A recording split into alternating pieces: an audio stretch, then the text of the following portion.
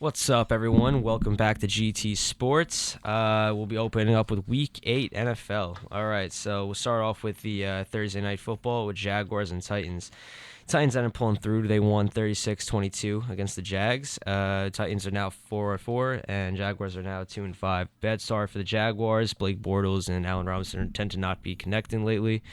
Allen Robinson ended up getting 70 yards, but, not good enough for them to win the game. What do you think about this outcome? Yeah, you're pretty much touching everything. Bortles hasn't really looked himself. He was drafted and, thought to be a very good quarterback, and I'm not saying he's not, but him and Robinson definitely are on the same page. Robinson's, one of they call it, top 10 receivers in the league, and he's not really producing like one. But yeah, the Titans have been playing pretty well lately. Mariota's playing well. DeMarco Murray's playing very well. He's scoring a lot of touchdowns. They were up 27-0 in this game, and that's usually a lead that you can't come back from, and they got the win. So.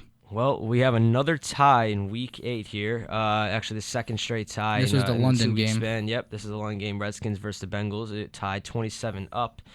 Now the Bengals are 4-3-1, and Redskins are 4-3-1, and Bengals are 3-4-1. Redskins now drop to the last place in the NFC East. Giants had a bye week, so they stay in third, but we'll see what happens because their next week game is against the Eagles. We'll go into that later. Nothing really much to talk about. It was a pretty nice offensive game by both sides, but they just couldn't pull through in the end. They ended up being a tie, and that's really it. Yeah, another kicker missed another field goal. Hopkins missed one to win it. Pretty much another hack. 2 minutes left, so some reason it's getting in the kickers' heads, and I don't know, maybe it's like a mental block or something that they have. They're just not making 34. There was a stat on ESPN. They're 1 of 4 on field goals 34 yards or less, which are shorter field goals, and they're not making them. So that's crazy. There's something going on there. But yeah, another tie, and we almost had another tie again in the night game, which we'll get to. But Dallas ended up winning that one.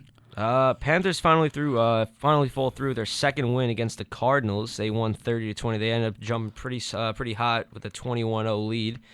Other than that, Panthers ended up playing very well. Cardinals tried to make a late comeback, but couldn't really pull through with it. It's final score ended 30-20. Panthers are still in obviously a big hole here. They're 2-5 now. It's still kind of up for grabs. You don't really know what can happen. Anything can happen. You're looking at a Super Bowl team last year. I'm not saying that they've obviously been a lot worse, but you're looking at a team that can easily jump right back into the playoffs. They have an elite quarterback. Mm-hmm. They have a great running back, Jonathan Stewart. And, Kelvin Benjamin can definitely pull through. They got a touchdown, Cam and him connected. So we'll see what happens in the later on. This is obviously a great win. Cardinals defense has been absolutely amazing this year. Other than that, the storyline, though, did you see Cam Newton's comments after the game or no? I did not. What exactly happened here? He's really upset with quarterbacks getting hit. And we know that the league is already protecting them with a lot of these rules that they're making. But apparently he got really upset. He thought that some of the hits that the tackles on him should have been fouls and they're not being called. So he said that he doesn't feel safe out there sometimes. He literally said that. And the person that should be talking about that is Andrew Luck. They actually lost their game 30-14 against the Kansas City Chiefs. That was a rough game for them. Yeah, Colts fall now 3-5. But if you look at Andrew Luck, he has been through dropbacks. He's been hit the most since he started in the NFL. Obviously they gotta have an offensive line. That change line here, is not helping them, and he's a great quarterback and not being able to do anything because he doesn't have time. Yep. A quarterback I like to talk about is actually Derek Carr, which for fantasy players, fantasy owners, he has done very well for. Raiders beat the Buccaneers 30-24. Derek Carr with 5 touchdown passes and I believe it was 513 passing yards.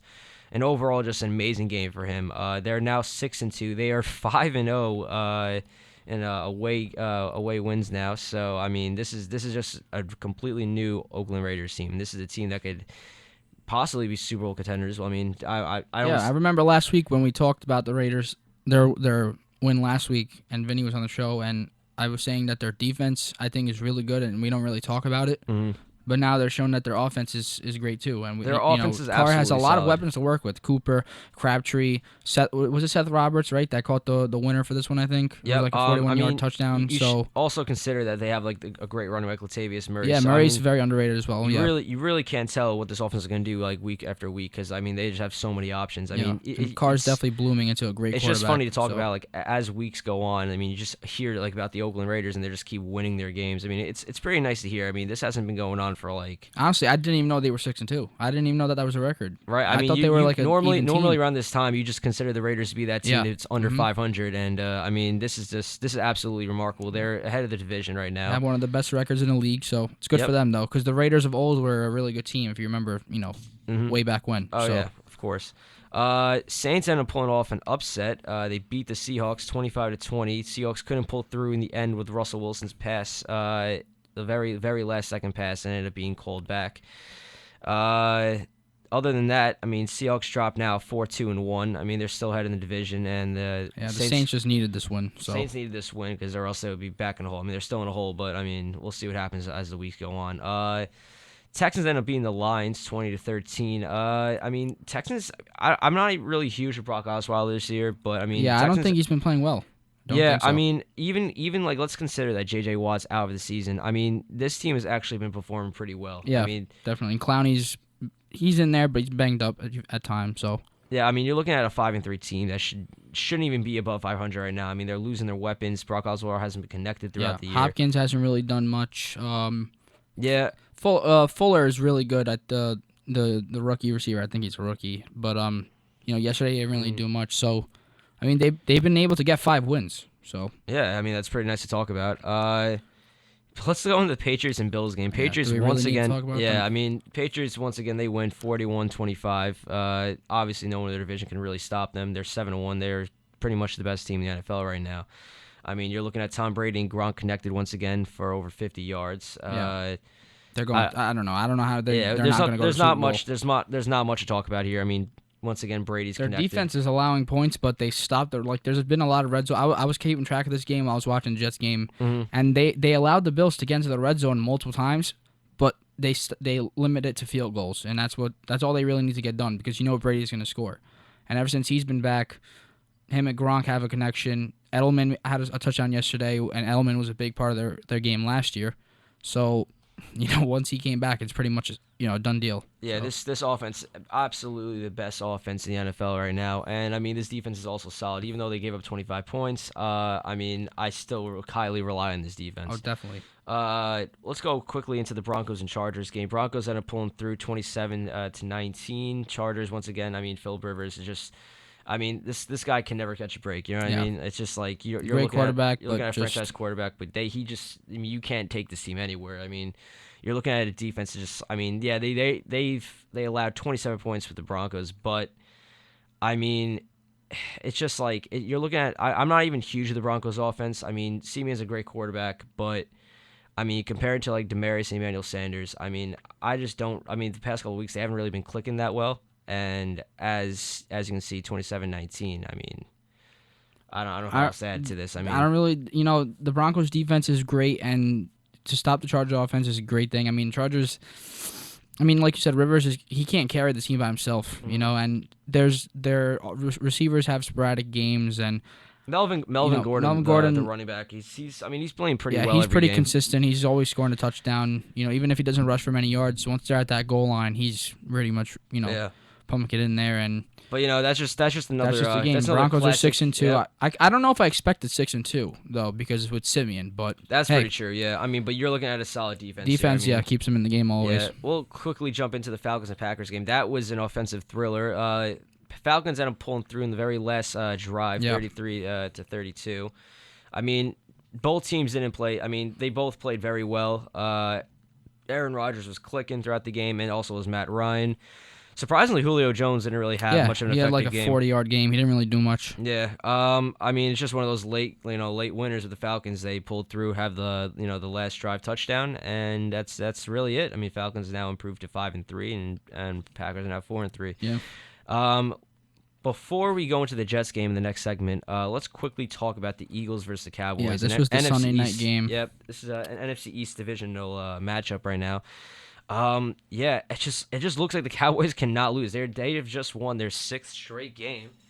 Other than that, I mean, it's just absolutely amazing. I Yeah, mean, I'm so surprised by this game, this this team, game man. went, this game went to OT. I mean, it looked like the Eagles were gonna pull through. They were ahead 20-10, but then out of nowhere, a late surge by the Cowboys. Dak Prescott. I mean, let's not even Dak Prescott. Ezekiel Elliott. This guy is the leading rusher in the NFL right now. He's a rookie running back Yeah. coming out of Ohio State.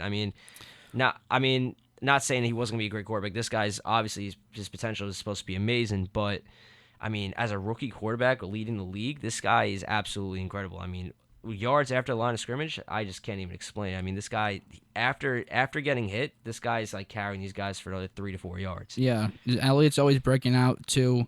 He breaks out to the outside, and I can't even say how many hurdles he's done already. He keeps hurdling everybody basically. Yeah. Like they kept joking about a hurdle highlight tape because all he's doing is bouncing over people.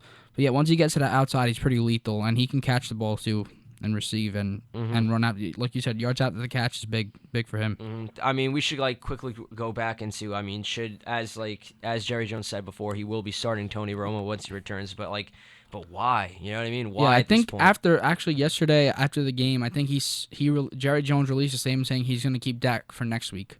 So I don't Right. know if he's trying to say that Was Romo's Tony? not ready yet. I mean, if you knew, was Tony Romo expected to come back for next week, or because I know he started practicing last week with the team, but What week? This is week 8, and we're going to be in week 9. I think this is like the date, the predicted weeks he's supposed to come back. right. But I'm pretty sure that he said Prescott will start next week, so we won't see Romo week 9 anyway.